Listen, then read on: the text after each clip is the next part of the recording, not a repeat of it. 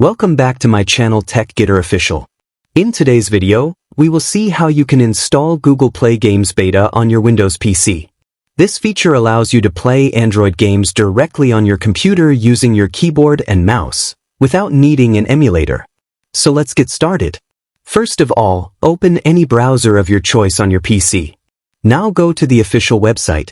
The URL is provided in the description below, or you can manually type play.google.com and press enter. Once the website opens, scroll down the page and look for the section related to Google Play Games on PC. When you find it, click on that option. Here you will see a message that says something like, "Take mobile gaming to your PC.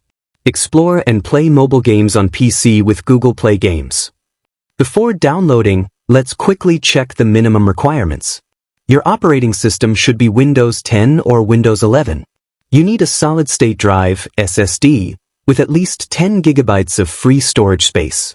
For graphics, you should have Intel UHD Graphics 630 or a comparable GPU. Your processor should have at least 4 physical CPU cores. Some games may specifically require an Intel CPU. You need a minimum of 8 GB RAM. You must be logged in with a Windows Administrator account. And finally, hardware virtualization must be enabled on your PC. If your system meets these requirements, you are good to go. Now click on the green download button. The installer file will start downloading.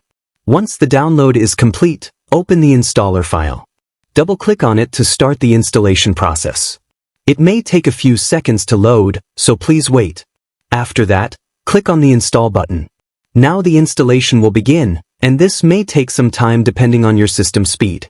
Just wait patiently until the installation is completed. After this, restart your PC. Once your PC restarts, Google Play Games Beta will be installed successfully. Now you can open it, sign in with your Google account, and install and play any Android game you like directly on your PC.